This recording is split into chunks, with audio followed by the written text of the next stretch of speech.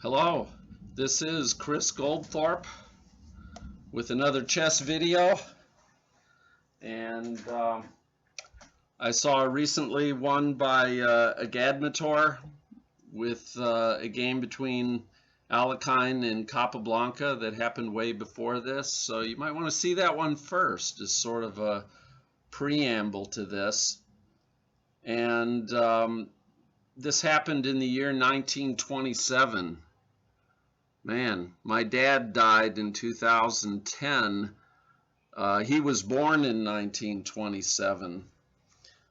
So, yeah, see, my grandfather would have been 22 years old in 1927. Maybe you know of some relatives of yours that were born 1927 and before. Let's see what that looked like. This is the kind of cars they had then. This is 1928. This is the following year. And there's one of the cars. Of course, in 1927, people were not all driving 1927 cars. They're probably driving cars from 1920 forward. Let's see what science was doing in 1927.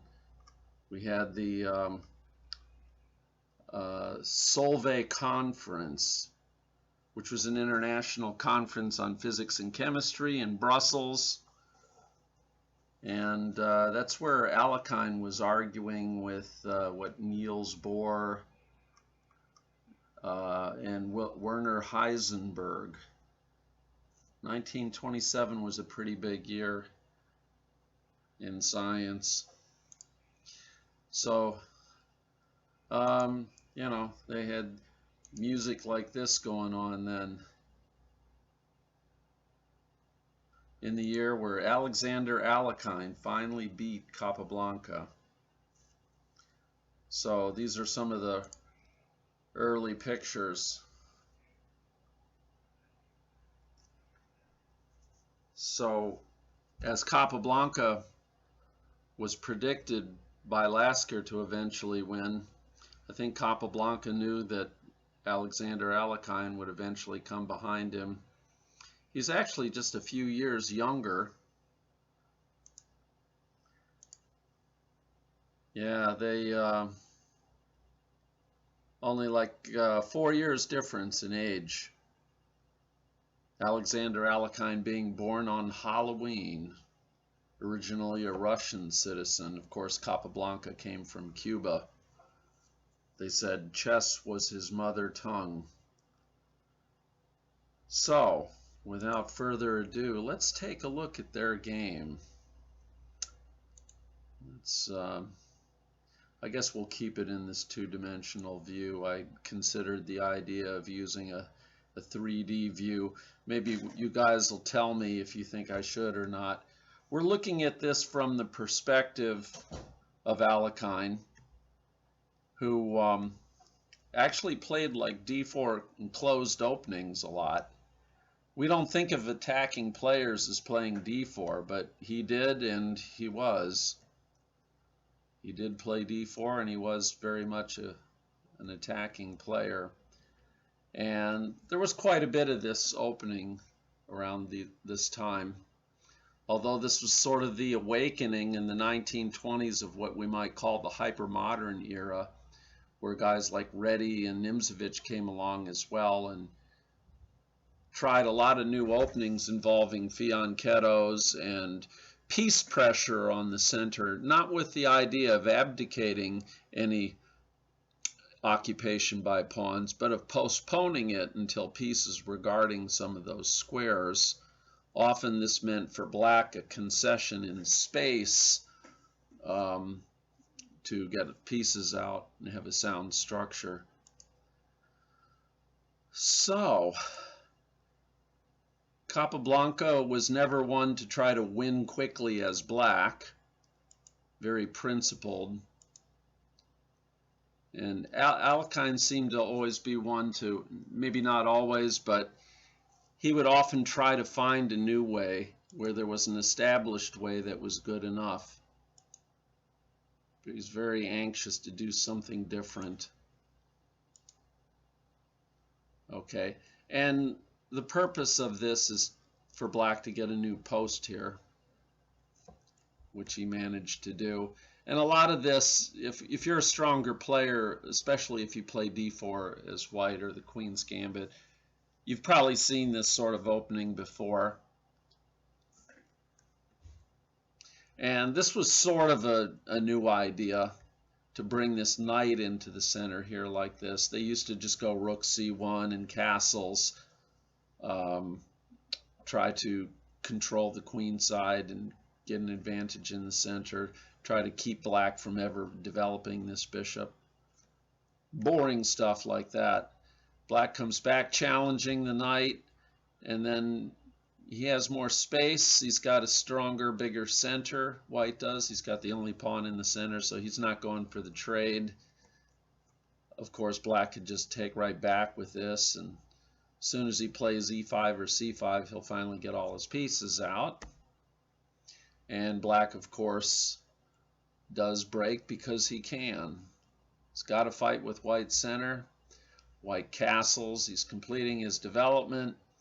And black makes this pretty obvious, easy to anticipate move of the knight. It's also going to help him pressurize this pawn. And black might like to try to make this an isolated pawn and play rook d8 afterward.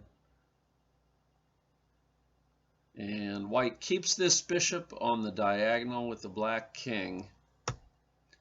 There's a take. And I'm not surprised at all if he had taken with the pawn, even if it made the pawn isolated. But he does not, and really invites black to play e5. But again, that's going to pin this and make the bishop's reach even better. Okay, so that stops the knight from ever going to f5, even though this bishop can also see that square. He's got another knight here. And white finally gets one of his objectives of this opening.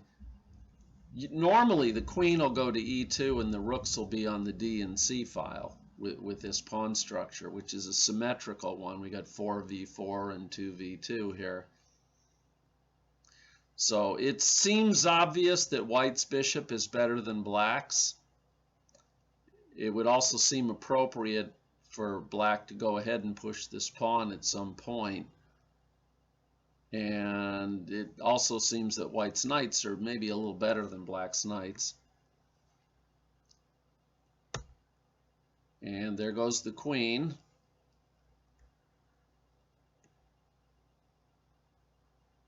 And now, if white gets e5 in, that may make it very hard for this bishop, but he might come behind it. So it's also possible white may want to just play f3. I don't think he's going to get his knight pinned. So black stops that right away. His light square bishop has somewhere to go. Pulls this guy back. I think white would like to keep chances for attacking the black king now that there's no dark squared bishop and his pawns are like this. So up comes that king. And then white makes a luft for his king and stops the black knight from getting to g4. Black also stops knight g5. And white does put his eye on both h6 and d7. d7's pretty well protected, but the queen will add its weight to the d file. Now upon rook d8, white is going to have to move that queen again. So he takes here. And black could take with the f-pawn and have a new open file. But I think he wants the f-pawn maybe to help attack white. Black should surely know that he's got to get some pieces over on the king side, even if just to defend. This adds pressure to a king side square here. So black attacks the queen and guards e5. And the result is he ends up getting this pawn for that one, and then he trades and gets another pawn. And at this point, I would have expected white to be winning, but it looks like this position is still kind of equal. Shocking. I suppose it's because black has his pieces more over on the queen side where that passed A pawn is. Maybe white's only winning way would be to try to promote this pawn.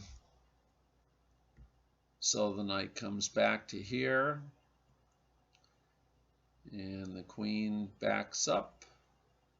We have rook to A8, doubling up on the pawn. White gets a rook behind it and guards it. Black intensifies the pressure on the square in front of the pawn and also upon the E4 pawn, which right now is only defended by the knight. And white just keeps moving the rook pawn. He's like, go ahead, I don't care, take it. And so he does. And then he goes here, which looks like it just gives away a pawn, but it doesn't, because if the knight takes, then this queen can take this knight. And if he goes knight takes knight, that's not check, so he could go knight takes queen. Or if the queen moves, he can go knight takes knight. Oh, so he takes here and then wins this knight this way. I wasn't expecting that. I thought he would take with the queen. So black guards f7 and hits the white queen and attacks the rook. So white goes back, guards his rook, continues the attack on the queen and saves his queen. The queen moves out of the way, and now a fork on the queen and knight. Black trades. They both have a queen and a rook. White has an outside passed pawn clear on the other side of the board that's well defended. White does not have any back rank problem.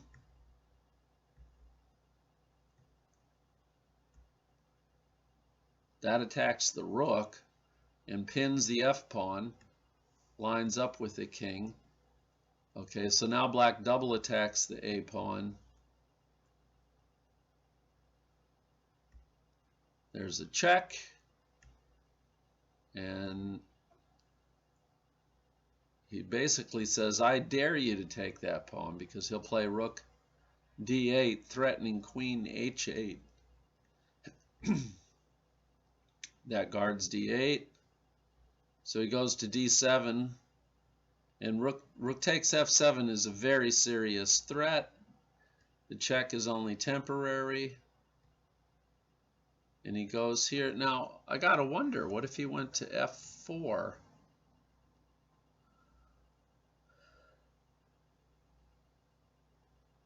I think white goes queen g3 then. And it's probably drawn.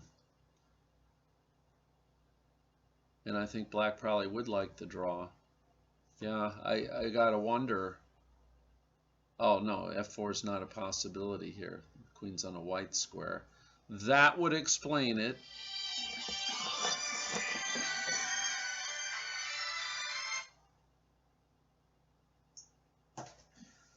Okay, so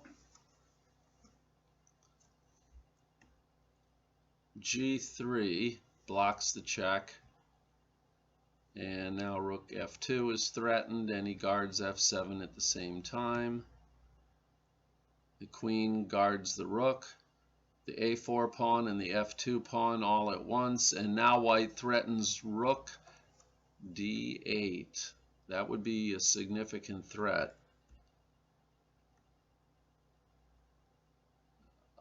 Does that stop it? I mean, it looks like rook d8 would be very strong here.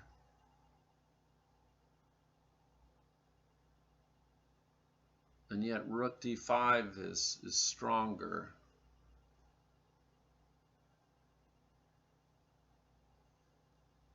I think it usually takes a minimum of 3 pawns to be able to shelter a king from endless checks. So white did go here, and he does this. And then we have h4. Queen goes all the way back there. Oh, come on. This is a win for white now with a simple queen trade. It's just a book win. Maybe he feels that he's going to make it even easier this way.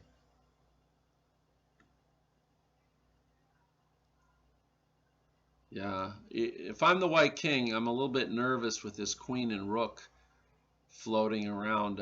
I'm sure a lot of you would rather have just traded queens back there. All right, so an attack on the rook with additional guarding of f1 and f2. Rook goes away. It's guarded by the queen, so the white queen can't just take it. And again, white wants a rook trade. I believe a rook trade is absolutely decisive, just completely winning for white. So black probably has to not do it. Yet all these engines say that it's black's best try, and yet white would still be winning. Well, that is what happened. He takes and he takes, and we get this classical endgame.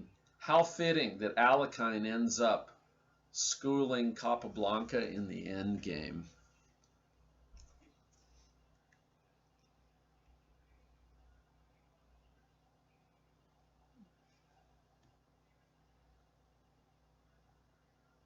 White wants to put the rook behind the pawn, of course. He keeps going to the side. I think he wants to keep the king shielded away from that side of the board.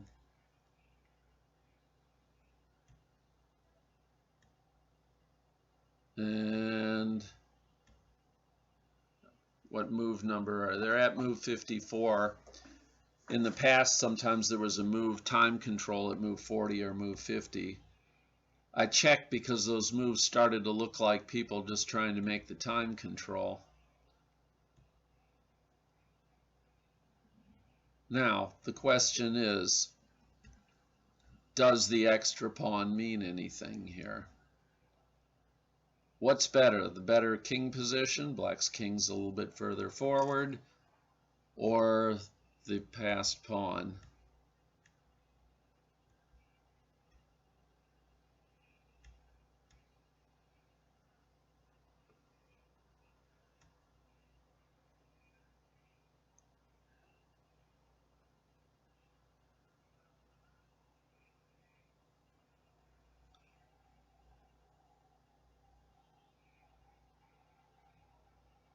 Hmm.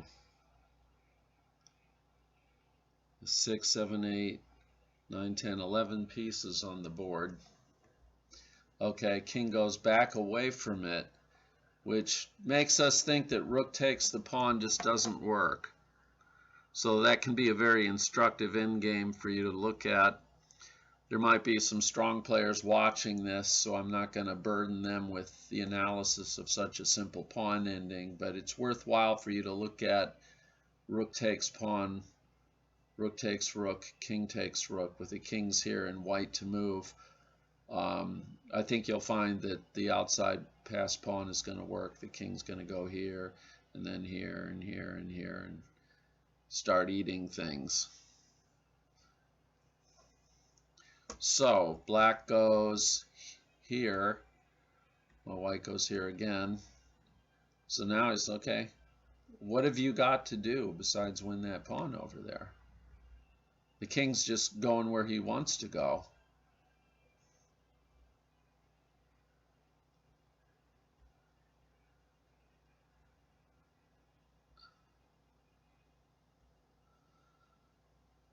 I predict king f6. No, he goes h6. Well, the f2 pawn is still guarded, but now it's guarded by a pawn. Now it's the f4 pawn. And what, king g7? Oh, not yet. He doesn't want that pawn to be attacked by the rook.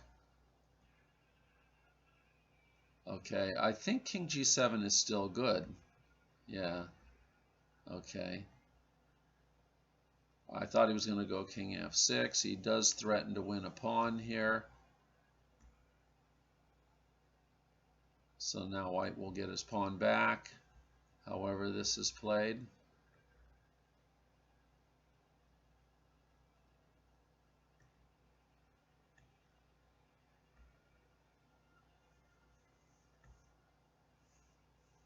Push the pawn. No.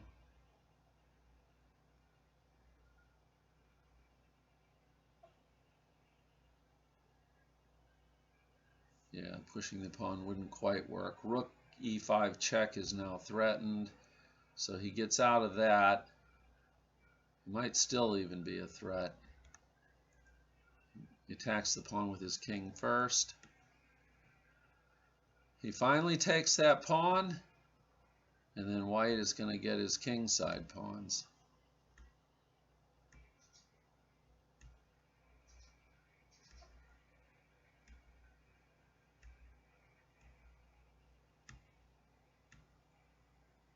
And this position could actually be a draw if the defending king could get to the g file in front of the pawns. You have to look this up in an endgame table base. What the engines say sometimes is completely wrong. But I think that this comes from an engine over here where it's mate in 25. And at this point, pretty soon, yeah. And then Capablanca resigned the game and conceded the match. And Alexander Alekhine, as of November 29th, 1927, is that the right date? Yes, November 29th, 1927, became world champion. And that was the game. And so we saw what was going on in science with the quantum mechanics, the kind of music that was back then, and we saw what kind of a 1927, 1928 Ford was being driven around then. And so we have some kind of an idea of how long ago it was, long before we had computer analysis. I hope you enjoyed that, and I hope you study a lot of Alekhine's games. I think a lot of them are very instructive, and we'll see you in the next episode. Please do remember to subscribe to my channel and get your friends to also. And I don't mind if you share these videos onto YouTube or Twitter. Thanks.